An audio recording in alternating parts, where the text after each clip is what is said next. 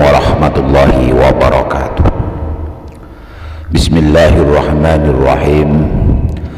Alhamdulillahi rabbil alamin, wassalatu wassalamu ala sayyidina Muhammadin wa ala alihi wa sahbihi ajma'in, amma ba'du. Alhamdulillah, pada kesempatan kali ini kita masih bisa bersua, tentunya masih dalam keadaan sehat walafiat, dan semua itu adalah fadl, ma'unah serta taufik dari Allah Subhanahu wa ta'ala.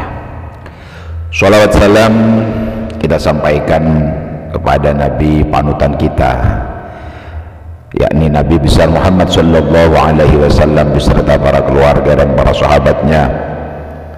Semoga kelak kita diakui menjadi umatnya, amin. Ma'asyiral muslimin wa zumratal mu'minin rahimakumullah. Pada kesempatan kali ini kita akan membahas tentang sedekah, di mana sedekah itu bisakah menyembuhkan sebuah penyakit.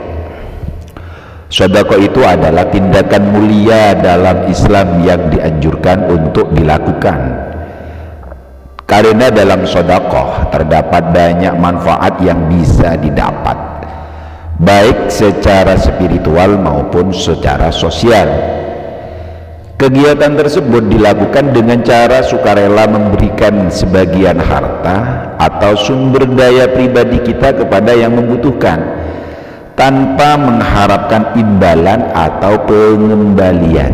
Ini adalah tindakan kebaikan yang dilakukan dengan niat tulus untuk membantu orang lain atau membantu tujuan-tujuan yang bermanfaat bagi kehidupan sosial.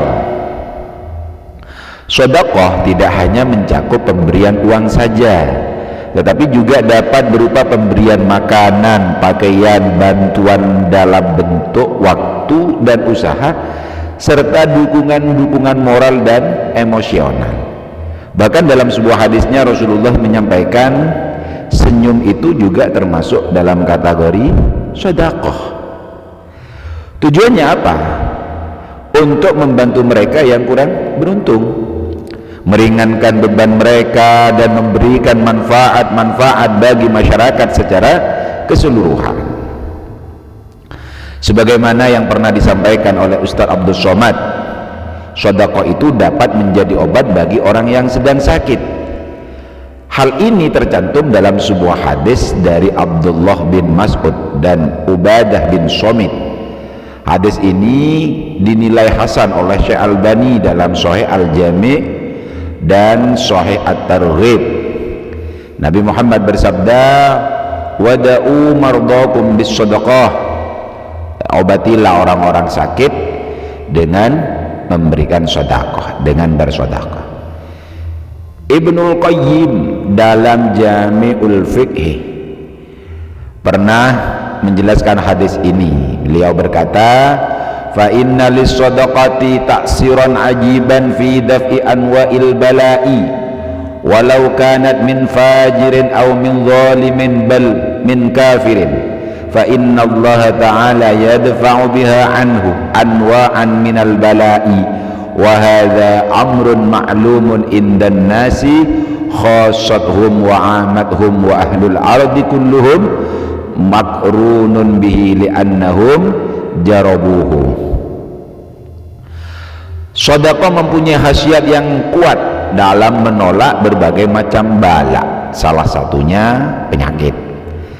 Sekalipun itu dari orang yang ahli maksiat. Orang ahli maksiat memberikan sedekah, orang zalim bersedekah, ataupun orang kafir bersedekah. Lewat sedekah yang mereka lakukan, Allah angkat bala. Manfaat sedekah seperti ini disaksikan oleh banyak orang-orang berilmu atau kaum awam umumnya. Bahkan seluruh penduduk bumi mengakuinya karena mereka telah merasakan sendiri. Ada kisah orang sakit yang sembuh karena bersedekah. Dalam Sahih At-Targhib, Abdullah bin Mubarak pernah ditanya oleh seorang laki-laki tentang lututnya yang sakit selama 7 tahun. Berbagai pengobatan telah dilakukannya, namun tidak juga membuat kakinya sembuh. Ibnu Al-Mubarak pun memberikan saran kepada Abdullah. Ia berkata, pergi dan galilah sumur, karena manusia sedang membutuhkan air. Saya berharap akan ada mata air dalam sumur yang engkau gali dan dapat menyembuhkan sakit lututmu. Laki-laki yang sakit itu kemudian menggali sumur dan ia pun sembuh. Jadi mengutip buku kado untuk mahasiswa karya Nana, Prof. David M.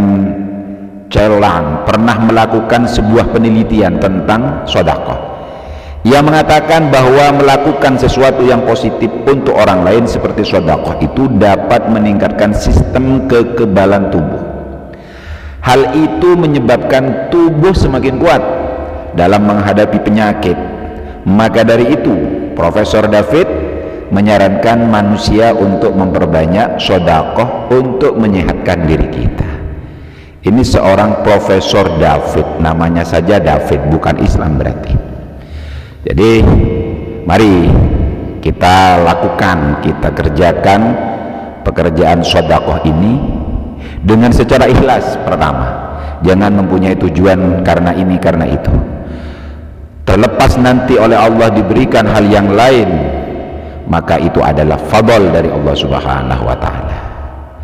Ma'asyiral muslimin wa zumratal mu'minin rahimakumullah.